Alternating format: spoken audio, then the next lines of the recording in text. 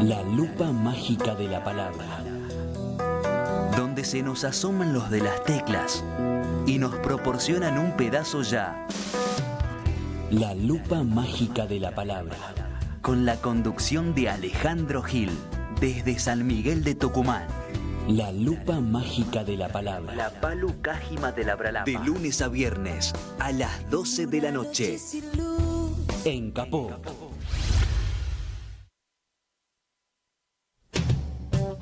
Radiocaput.com. Estás conectado. Estás en Caput. Al parecer seremos esclavos del placer. ¿Cómo se atreven a decirte qué tenés que hacer? Los barrios hacinados pa' no cabe un alfiler. Hace tiempo nuestros sueños tienen precio de alquiler. Será melancolía, una vida sin receta, que solo encuentra respuesta cuando se va la luz del día. Será melancolía, una vida sin receta, que solo encuentra respuesta cuando se va la luz del día.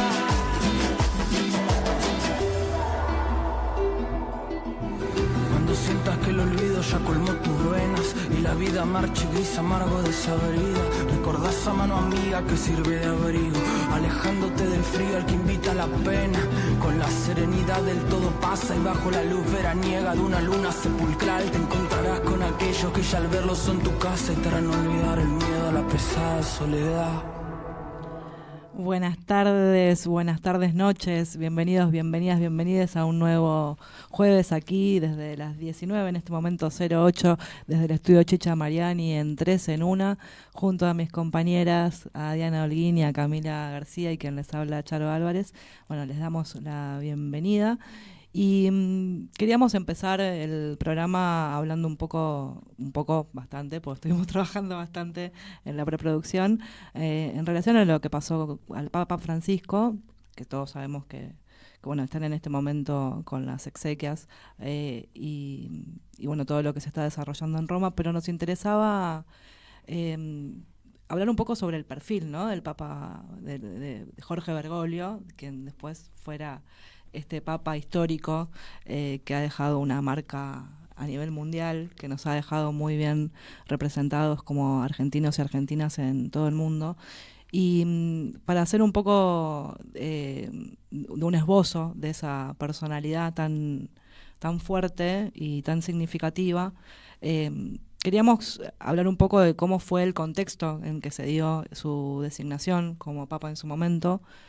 En este caso se trató a partir de la renuncia de Ratzinger, en un momento en donde la Iglesia como institución estaba muy cuestionada, no solo a nivel institucional, sino también por la corrupción dentro de la propia Iglesia, también por las denuncias que tenían que ver con la cuestión de la pedofilia, y en un momento donde la Iglesia estaba como cada vez más chica, para decirlo de alguna manera, con más lejanía de sus fieles, y Papa fue elegido en un momento donde pareciera que él no se lo esperaba. Sin embargo, en el anterior había quedado bastante cerquita de ser elegido Papa, y bueno, a partir de esa elección, durante 12 años forjó su papado, tomando como antecedente y retomando lo que es la doctrina social de la Iglesia, y desde ese lugar haciendo un planteo o un eje central de su papado, que estaba basado en 4 principios fundamentales que tenían que ver con para la construcción de un pueblo, ¿no? Y siempre hablando por ahí de un pueblo en su sentido más amplio. Más amplio, claramente, ¿no? Un pueblo en todo su contenido, de forjar la cuestión espiritual de ese pueblo y cómo abrazar a ese pueblo de alguna manera. En esos 4 principios él planteaba que el tiempo es superior al espacio, que la unidad es superior al conflicto, que la realidad es más importante que la idea y el todo es superior a la parte. Estos principios los desarrolló en la exhortación apostólica Evangelii Gaudium y dan una guía para la Iglesia, una sociedad más inclusiva y orientada a la construcción de un diálogo. Sí, en realidad lo que nosotros queríamos empezar el programa rescatando de Francisco es como, bueno, hubo muchos debates, ¿no? Y esta cosa que tenemos nosotros de la construcción de argentinidad, decir el Papa peronista y todo eso.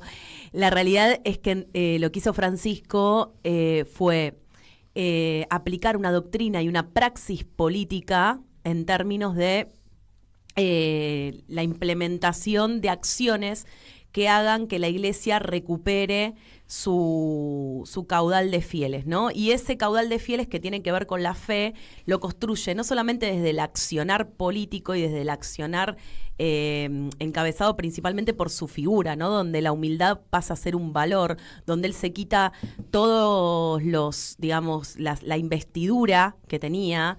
Era un papa que andaba siempre con los mismos zapatos, era un papa que en las Pascuas, sí, que en las Pascuas iba a lavarle los pies a los presos. Digo, me parece que ahí no solamente hay una praxis, sino también hay un continuum de una línea eclesiástica que se viene trabajando desde fines del siglo XIX y que tiene que ver con la cuestión más pastoral y de la construcción de comunidades fieles y de la Iglesia al lado de los pobres, de los descartados y de los que están por fuera del sistema.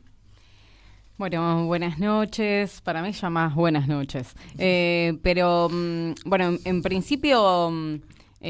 saludar y acompañar a todos los católicos, ¿no? A toda la comunidad católica, en principio que son los que están dentro de esa comunidad. Después saludar a todo a aquellos que se sienten, que sintieron la muerte, digamos, del Papa, que lo vieron como desde una figura política importante, una voz internacional importante, en favor también de los más humildes, de los más desfavorecidos, de los excluidos, y también de aquellos que no son católicos, que redescubrieron también al Papa Francisco en estos días, ¿no? Viendo videos, viendo sus ideas, retomándolas, volviéndose a aquellos que también son católicos y de alguna manera se sintieron excluidos de esa iglesia, de la Iglesia como institución, quizás, aunque no en su praxis, digamos, de la cotidiana.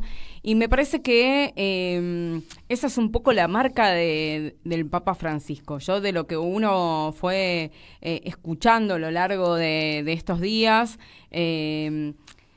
tuvo que ver sobre todo con poder recuperar su figura política, la marca que hizo a nivel institucional, la marca que hizo a nivel político como voz internacional humanista, la marca que hizo en su praxis, en su praxis personal, como decía recién Camila, desde la marca, desde la austeridad, desde la humildad, desde el acompañamiento efectivo a esos excluidos, de lo que después pudo, que eso fue, la marca de su vida, es anterior al papado, lo que me parece también rescatable, digamos, de Bergoglio, de Jorge Bergoglio, también siendo tan importante a los 35 años, no es que venía de 50 años antes casi, había tenido un importante papel dentro de la iglesia y un renombre, y después fue cardenal, digamos, de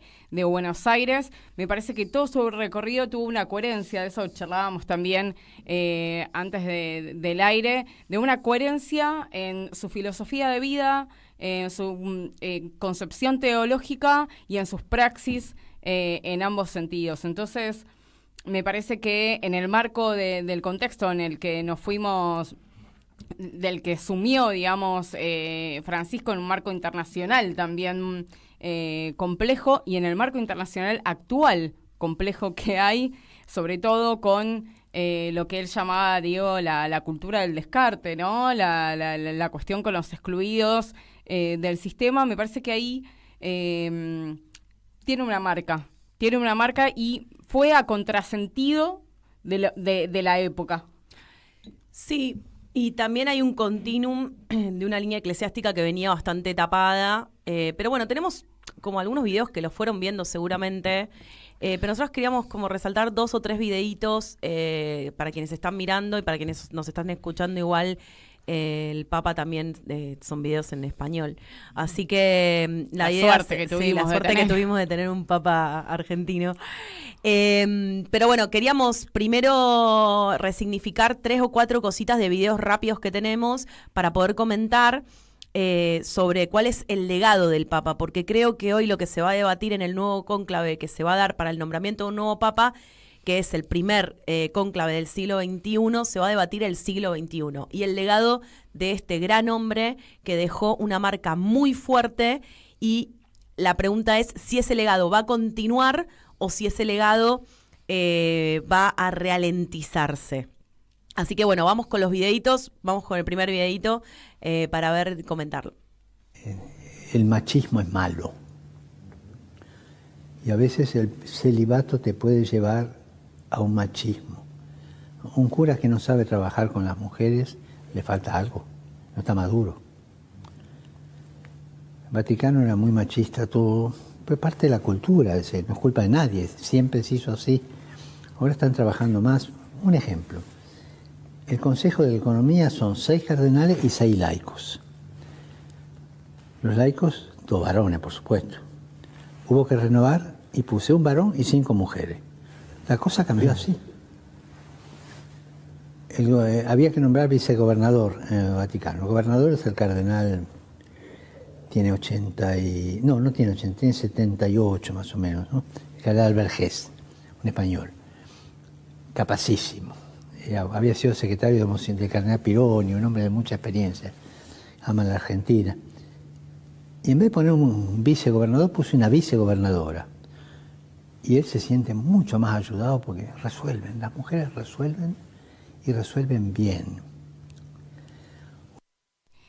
Bueno, acá dentro de todas las, porque hay múltiples y nos costó como elegir esos videos, estuvimos en gran debate todos estos días porque hay un archivo impresionante de cosas y de procesos que abrió Francisco justamente.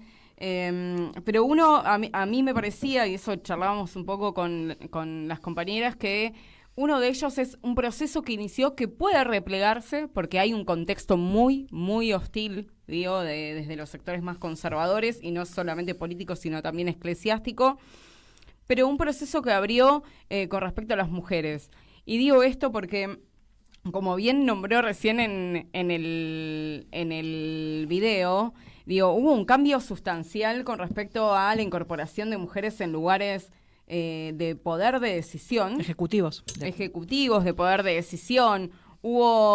Abrió espacios de comisiones para trabajar cuestiones de la incorporación de las mujeres. Y si bien no hubo un consenso al respecto, se abrieron varias, digamos, de esas comisiones, me parece que generó un espacio. Hubo un espacio para poder debatirlo, al menos. Algo que estaba totalmente ni pensado, ¿no? En otro momento, ni pensado. Y una de las cosas que quiero rescatar, algunas cosas que fue diciendo él y que me parece que tienen que ver con esta visión de poder incorporar la voz de las mujeres y el poder de decisión de las mujeres. Una de las cosas que dijo el Papa tuvieron que ver, en la Iglesia son más importantes las mujeres que los hombres, porque la Iglesia es mujer. El 83,4% de las mujeres se identifica con la religión a comparación de los varones, y de esas personas que se consideran cristianas, el 53% son mujeres. Dice, en la Argentina, el 65% de las mujeres se consideran católicas, o sea, mucho más que los varones. Y los nombramientos que él nombraba algunos recién, como el de Simona Bambrilla como prefecta del dicasterio de la vida consagrada. Los dicasterios son como los ministerios del Vaticano. Exacto. Y de Rafaela Petrini como presidenta de la Comisión Pontificia para el Estado del Vaticano y presidenta de la Gobernación del Estado. En su momento había sido vice, ahora pasa a ser gobernadora. No me parece una cuestión menor. Digo, esto fue reciente hace unos meses. No es que...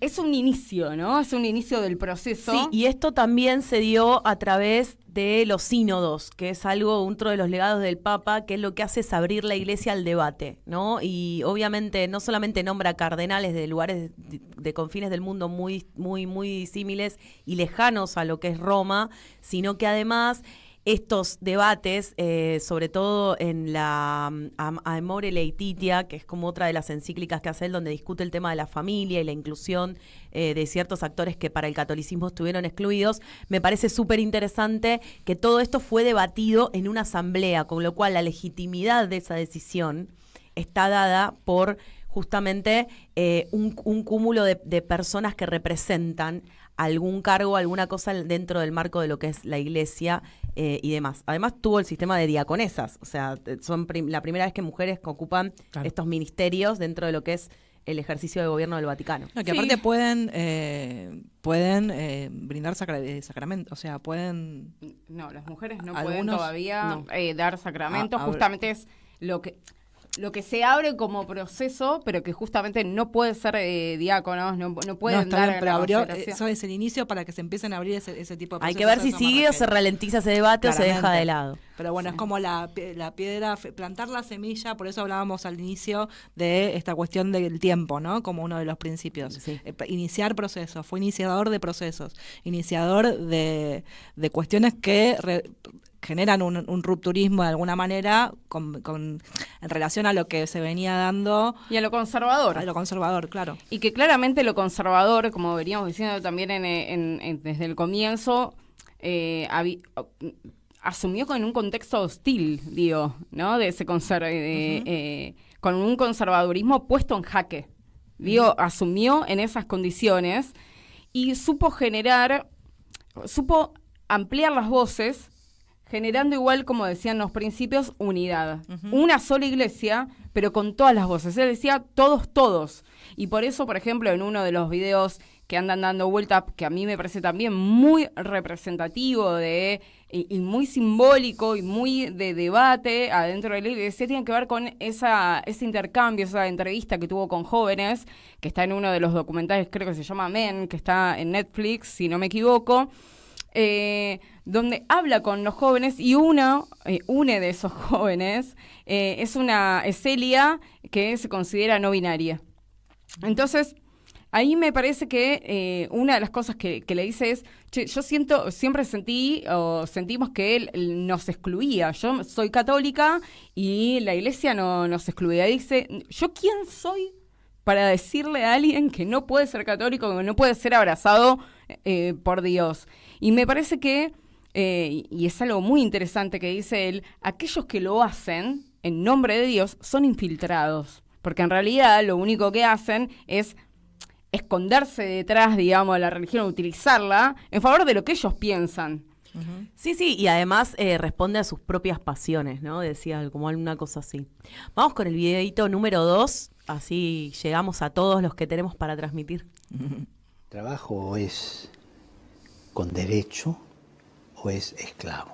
Cuando un trabajador no tiene trabajo, no tiene derechos, o se lo contrata por poco tiempo para ir cambiándolo, pues así no pago aportes y qué sé yo, se lo transforma en esclavos y uno se transforma en verdugo. Verdugo no es solamente aquel que mata a una persona, sino aquel que explota a una persona, es un verdugo. Y tenemos que tener conciencia de esto. A veces cuando me escuchan decir esto, o las cosas que yo escribí en las encíclicas sociales, dicen el Papa es comunista.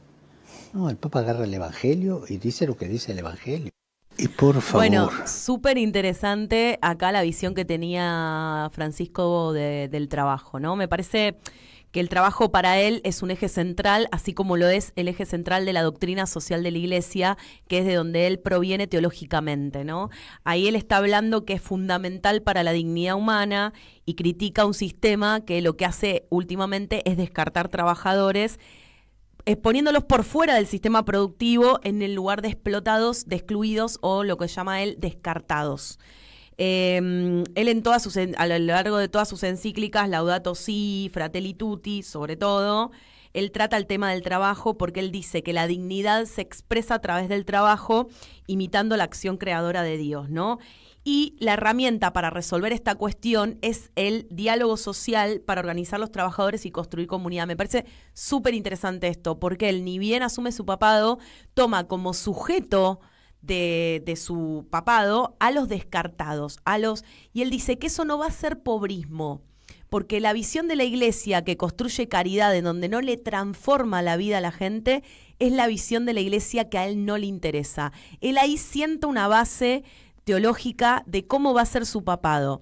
Él quiere que estos sujetos a los que él se va a referir en todas sus encíclicas y por los cuales él va a trabajar arduamente en toda su acción política a lo largo de su papado, son sujetos que se tienen que instituir dentro del marco de lo que es la política, unirse en comunidad para establecer los diálogos necesarios en la diversidad a través de acciones colectivas para reconstruir un mundo que sea más justo, más digno a través del ejercicio del trabajo. Me parece súper interesante que podamos recordar esto, porque también nos puede sonar que es muy parecido a la base del peronismo, y en realidad es que el peronismo también se basa en la doctrina social de la iglesia. No es que el Papa era peronista, el Papa sigue una línea de trabajo eclesiástica, de relectura de los evangelios, y el peronismo rescata esa visión en un 70%. La noción de justicia social proviene de la iglesia. Y el Papa viene como es jesuita,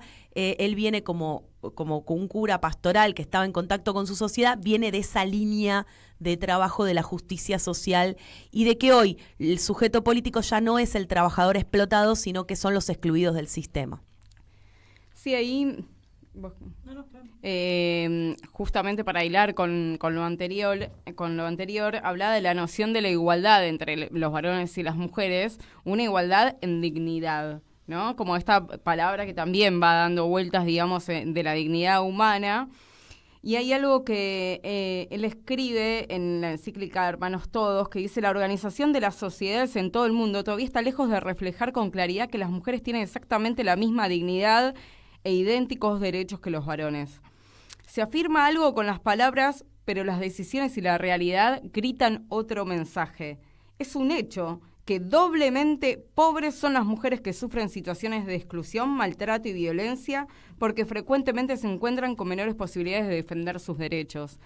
Digo, me parece por eso quería decir a los chicos, me parecía importante lo de las mujeres, porque es un cruce justamente entre la cuestión de clase, si querés, la cuestión socioeconómica y la cuestión, digamos, de género.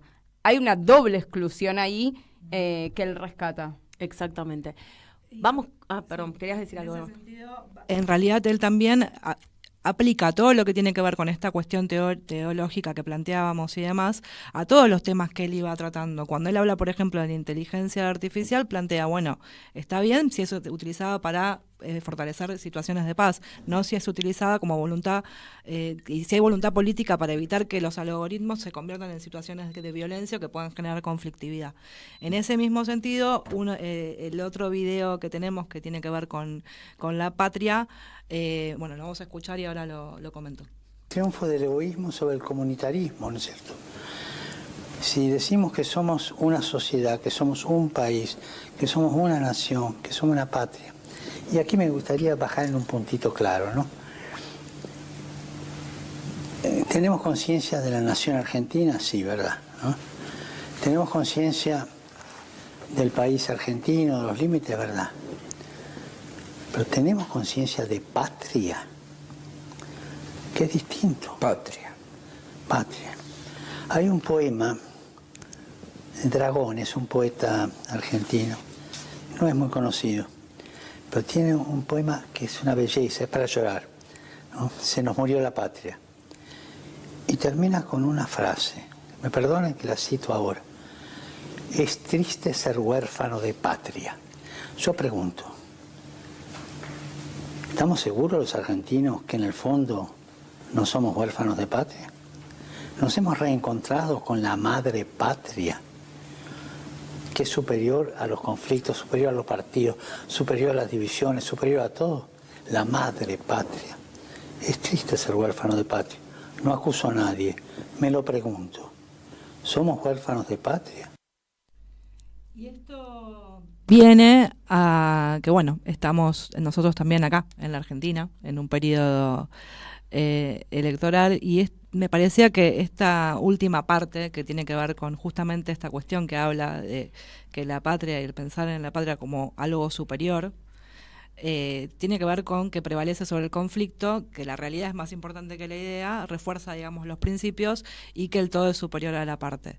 Y esta respuesta venía en relación a, bueno, ¿por qué quizás cuesta tanto que las dirigencias en general, en todo el mundo, por hablar en general también, se puedan, digamos, unir en puntos básicos que tengan que ver con un diálogo y un objetivo con la patria, un objetivo común? Bueno, él como ejemplo, como posibilidad de pensarnos, nos planteaba y nos traía este concepto de patria por encima, digamos, como del todo, por encima de las partes, como algo al que alcanzar y pensar, ¿no? Y reflexionar. Por eso me parecía importante, y también me parece que podía dar pie a lo que se viene después de la tanda que tenemos ahora, que es nuestra entrevista también del día. Sí, en de ese hoy. marco hablaba de los salvadores, de tener ojo con los salvadores, con los que no venden un espejito de colores, básicamente, Sí, ¿no? y que no tienen historia. Exactamente. Bueno, Estamos como para irnos una tandita y recibir a nuestro invitado de piso que tenemos hoy. Un lujazo. Un lujazo que nos vamos a dar, volviendo a nuestra parte de la coyuntura política que tiene que ver con el marco electoral en la Ciudad Autónoma de Buenos Aires. Así que bueno, vamos a ir una tandita rápida y volvemos rápido con nuestro invitado y lo vamos a presentar acá en Radio Caput en 3 en 1. Y un recuerdo En Caput del Papa Francisco. pasan cosas. Querida Ana María, de modo especial rezo por las madres, rezo por vos, rezo porque son luchadoras. Estoy seguro que, además del reconocimiento de la humanidad, Dios las tiene muy en su corazón, son luchadoras, Lucharon por la justicia y nos enseñaron el camino. Y me alegra que vos sigas estas huellas de tu madre y que la transmitas a los demás en tu audición radial. De modo especial rezo por la madre, rezo por vos, rezo por tu madre, Esther, y rezo por todos los hombres y mujeres de buena voluntad que quieren llevar adelante un proyecto de justicia y de fraternidad entre todos. Son luchadoras y nos enseñaron el camino. Radio Caput. Que Dios los bendiga a todos. Esas cosas. La lupa mágica de la palabra. Donde se nos asoman los de las teclas y nos proporcionan un pedazo ya. La lupa mágica de la palabra. Con la conducción de Alejandro Gil, desde San Miguel de Tucumán. La lupa mágica de la palabra. La palu cájima de la bralapa. De lunes a viernes a las 12 de la noche. En Capó.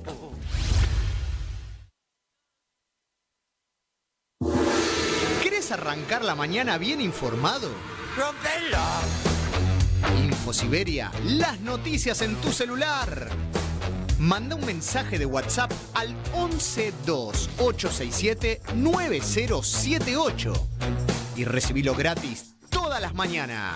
Vos sos la única que me hace feliz cuando nadie te dice la verdad. Infosiberia, las noticias en tu celular. No seas como los demás. Manda un mensaje de WhatsApp y recibilo gratis todas las mañanas. Volvemos aquí después de la tanda y ya con invitado en el piso. Estamos con el candidato a legislador por la Ciudad Autónoma de Buenos Aires, Pablo Berkovich, por la lista Justa, Libre y Soberana. Gracias, Pablo, por estar aquí con nosotros. Muy buenas tardes, un placer estar acá, en serio.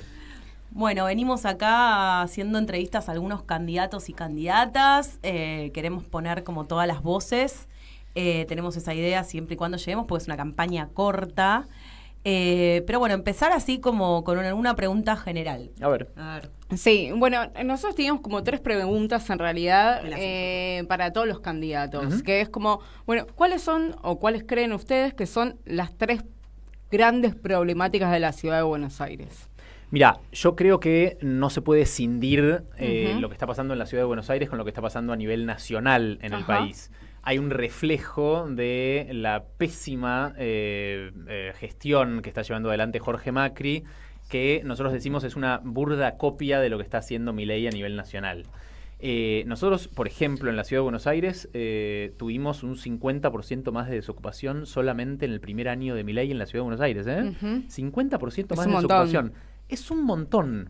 Nadie está hablando Pero pará, de dicen que está subiendo. Trabajo, no, es increíble. Dicen que está subiendo, Es que los increíble. salarios reales A ver, son hay geniales. hay 250.000 puestos de trabajo formales menos en el país. Ni hablar de los informales, que son un montón también. No estalló todavía la desocupación, es una variable a la que le tenemos que prestar muchísima atención en el país. Todavía no estalló, si bien obviamente crece.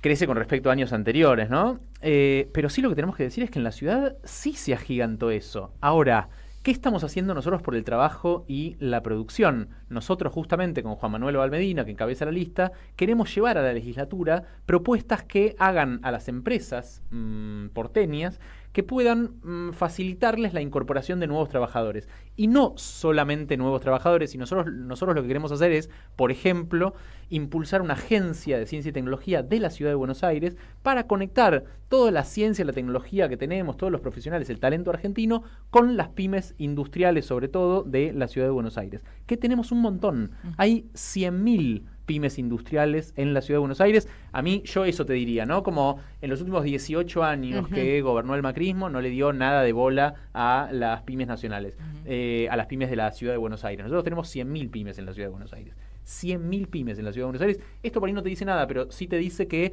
es la ciudad con más densidad empresarial de todo el país. Sí. ¿Sí? Y es la segunda en cantidad después de provincia de Buenos Aires. Antes que Santa Fe y antes que Córdoba. Bueno, el oficialismo de la ciudad de Buenos Aires no hizo nada por las empresas. Nosotros estamos recorriendo, yo recorro hace muchísimos años, yo hace 15 años que trabajo con pymes nacionales, ahora tengo una consultora que se llama Marca Pyme, que trabaja con un montón de sectores industriales, con un montón de industrias, y trabajo hace muchos años, de casi 20. Y las veo, las conozco, y siempre me llamó la atención cómo el oficialismo nunca le prestó atención. Estuvimos acá 5 meses sin ministro de producción en la ciudad de Buenos Aires.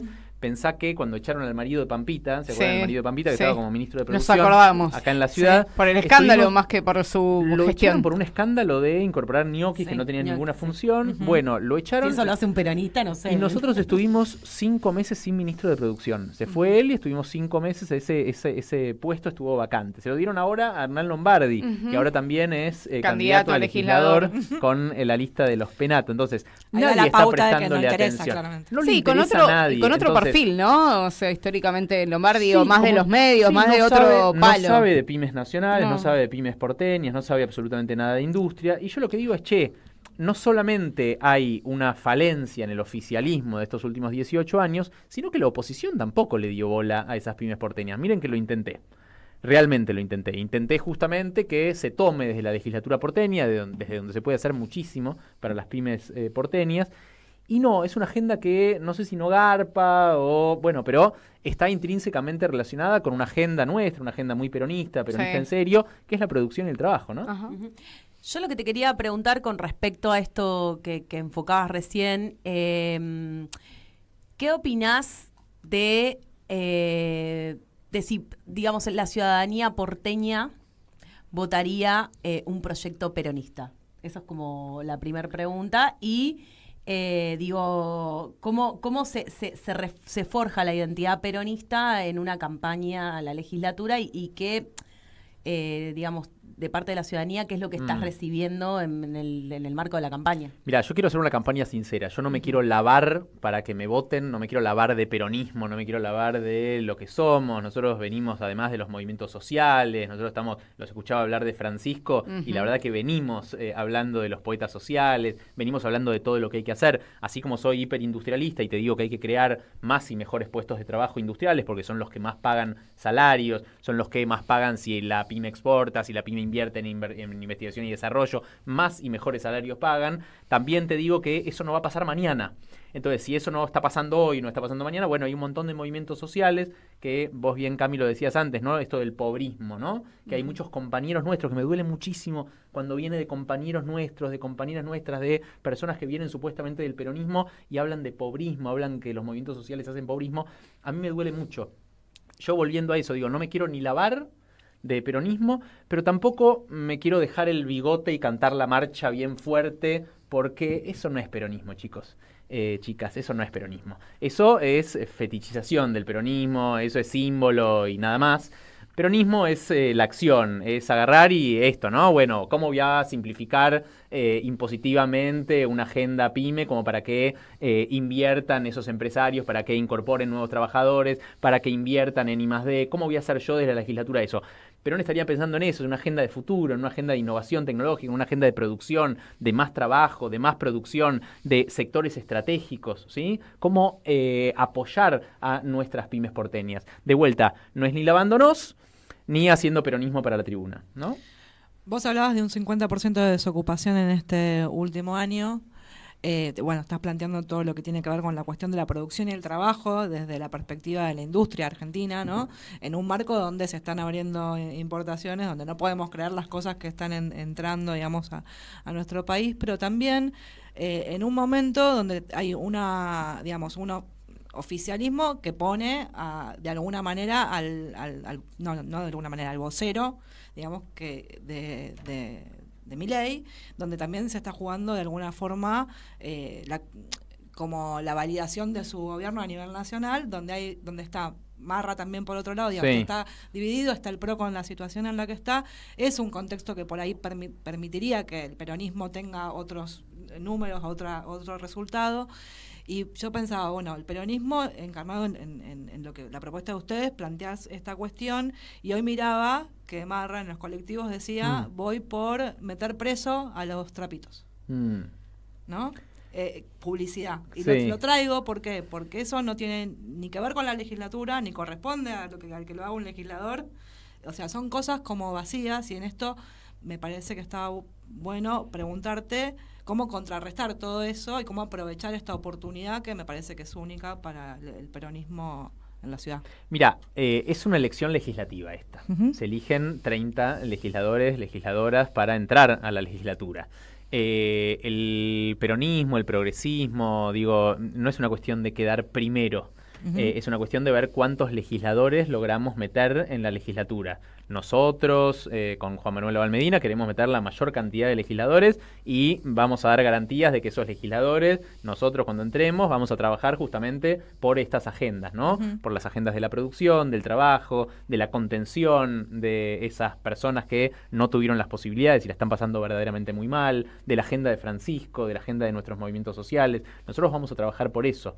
Pero no hay que perder de vista que es una elección legislativa, porque si no, entramos en esta cosa de, no vamos divididos porque entonces alguien tiene que quedar primero. No, a ver, yo quiero trabajar una unidad, yo quiero ir al 2027 en unidad y me encantaría, por supuesto, ganar la Ciudad de Buenos Aires cuando sea el momento de discutir el Ejecutivo de la Ciudad de Buenos Aires. Ahora, me parece que este es un gran momento, una elección legislativa, para discutir, porque, de vuelta, a mí me parece que la oposición hace 18 años está muy cómoda en la Ciudad de Buenos Aires.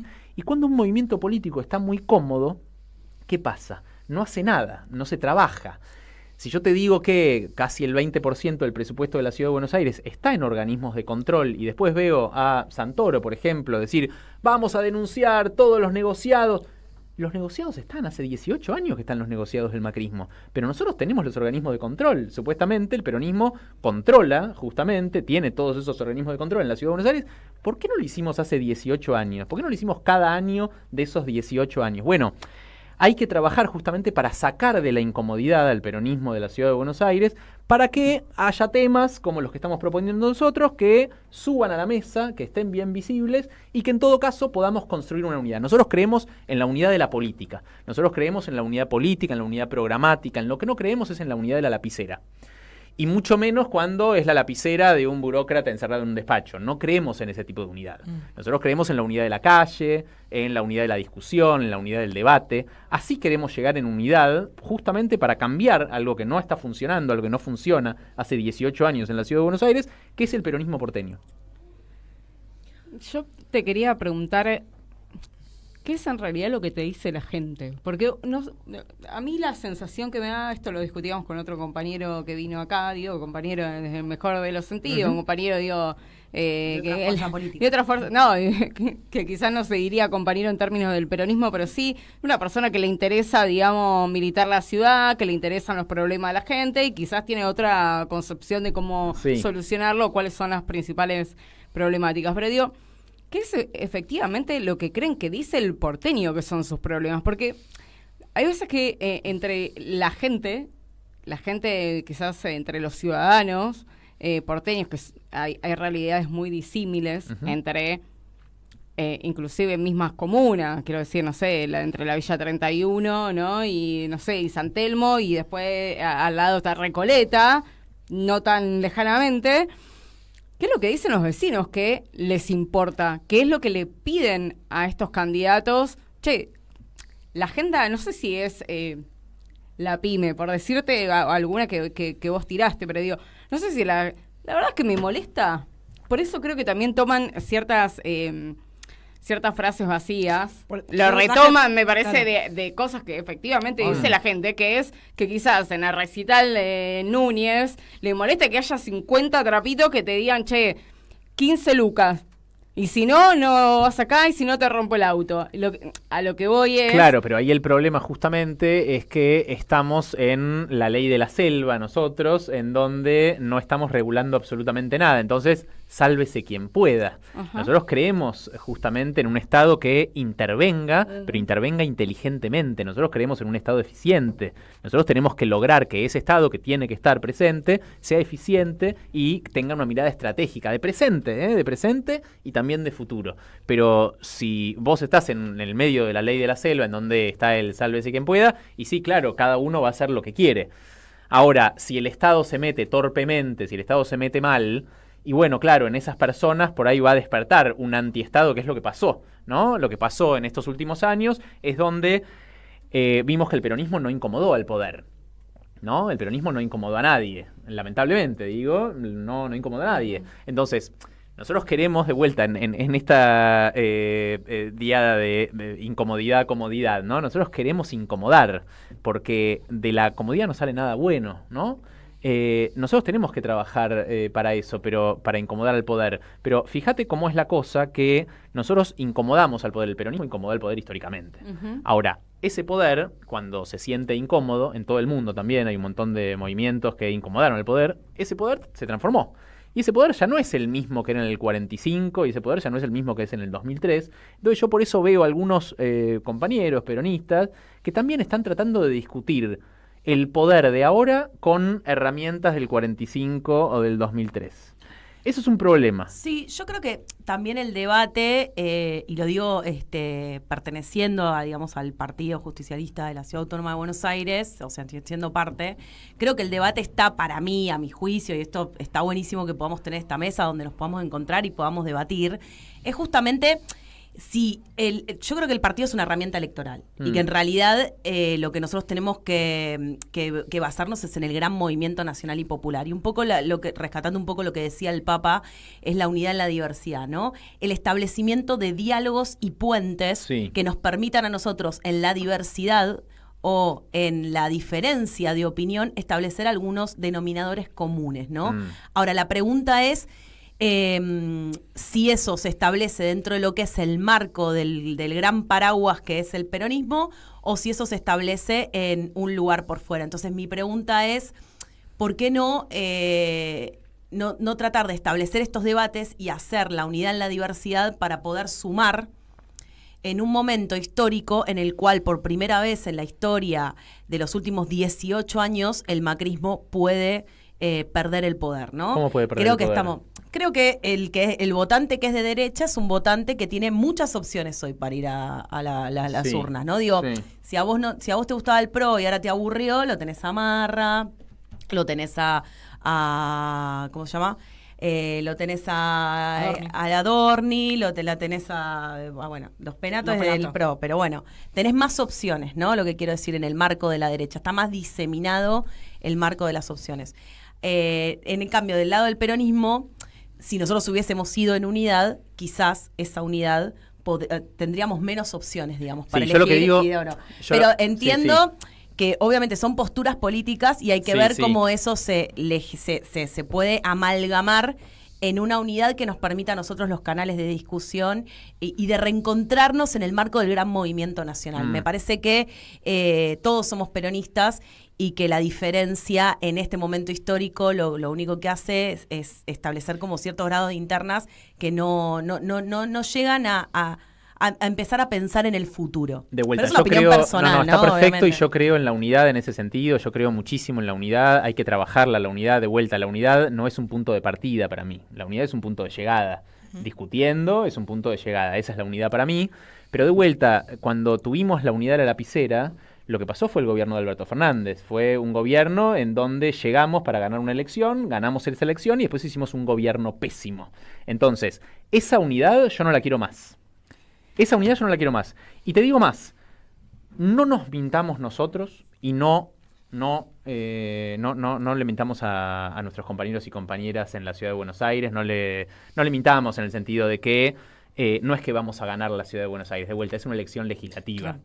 Es muy importante entender esto. Sí, porque si nosotros entendemos que es ahora, como se dice, y estamos mintiendo. Estamos mintiendo. ¿Por qué? Porque si nosotros ya sacamos entre todos los peronistas 25, 30, 35, tenés el 60-65% de las bancas en manos de la peor derecha que tuvimos en la historia o en muchísimos años en la Argentina y en la Ciudad de Buenos Aires. No mintamos. Porfa, no mintamos, porque si partimos de un diagnóstico equivocado, no vamos a poder nunca resolver el problema. Y en 2027 nos va a ir muy mal. Porque de vuelta vamos a decir, ganamos, salimos el 19 de mayo, va a quedar primero una lista peronista ¿Y en el 2027 vamos a ganar con 25 o 30 puntos? No. Hay que ampliar para conseguir una gran mayoría para ganar en el 2027, pero ganar en el 2027 con los movimientos sociales, con el peronismo, con la producción, con el trabajo adentro. Con el federalismo. Sí, adentro. No, y con puntos programáticos que permitan justamente ver cómo llegamos a esos proyectos y esas cosas concretas que tienen que ver con incomodar al poder. Después Después existirá también una táctica electoral. A ver, yo me acuerdo cuando Santoro hablaba de las correlaciones de fuerzas allá cuando estábamos discutiendo el Fondo Monetario Internacional, el acuerdo con el Fondo Monetario Internacional, y decía constantemente, no dan las correlaciones de fuerzas.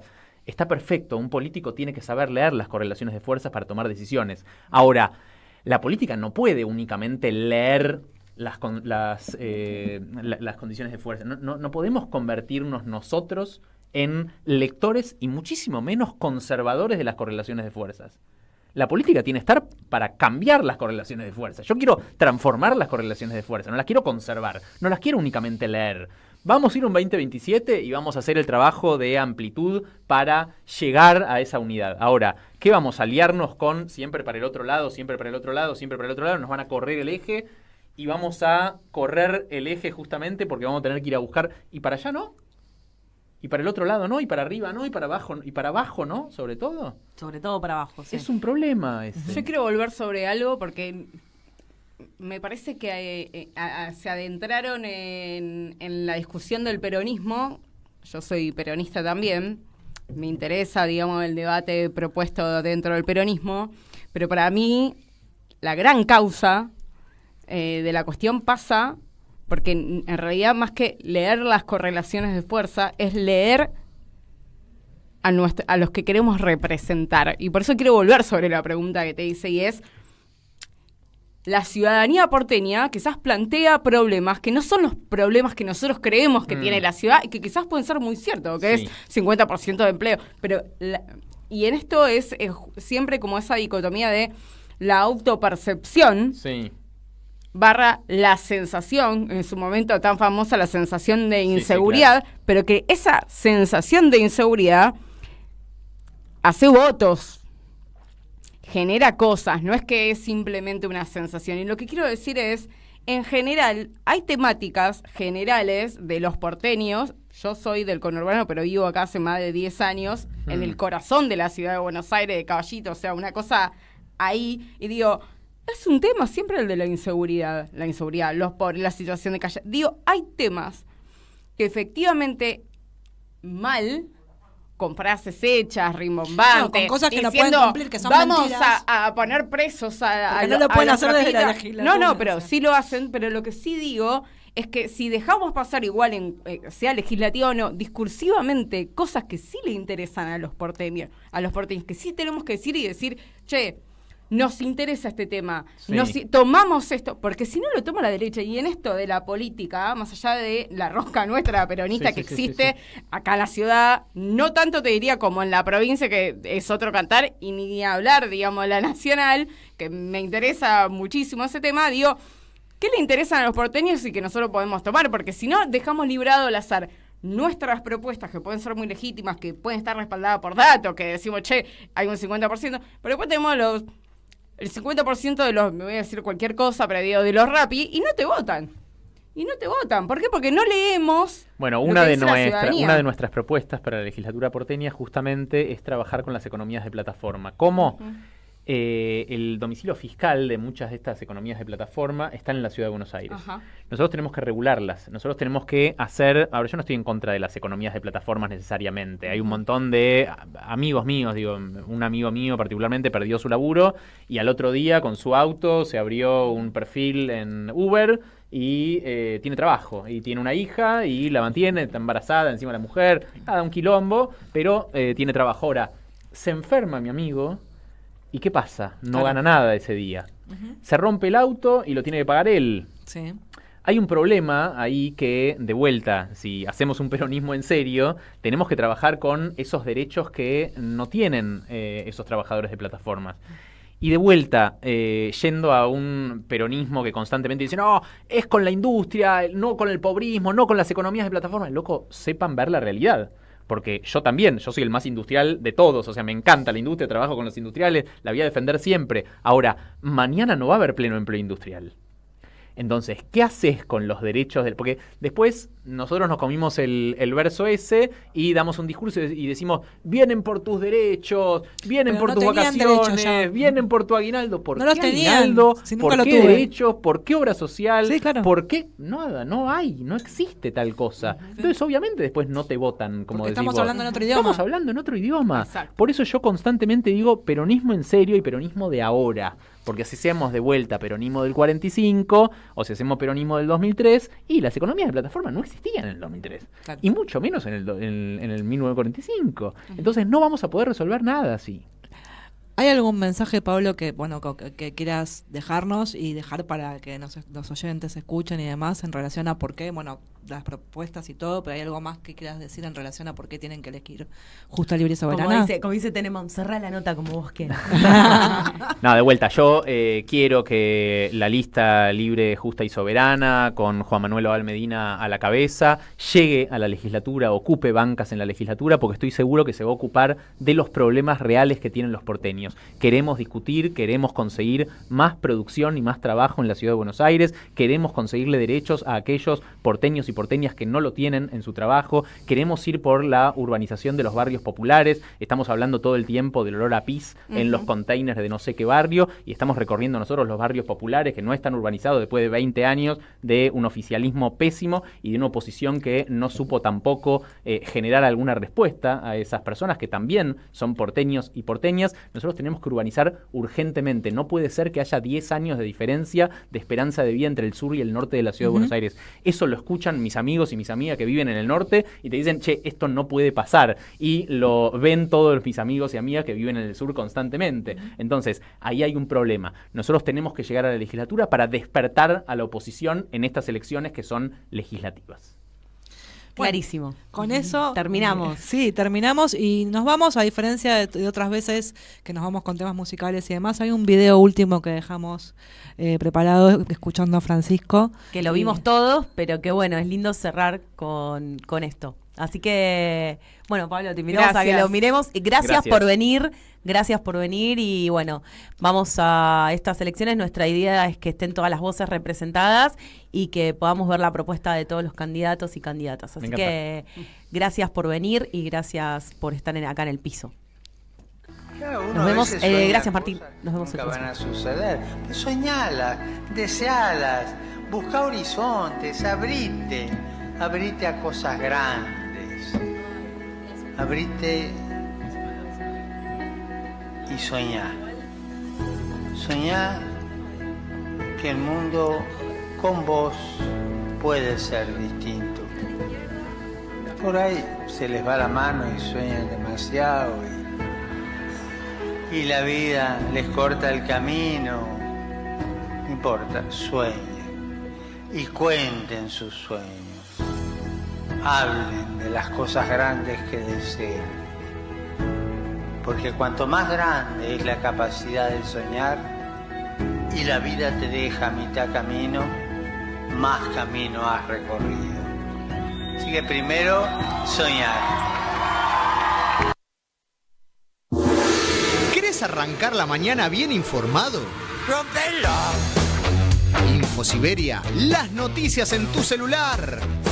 Manda un mensaje de WhatsApp al 112-867-9078 y recibilo gratis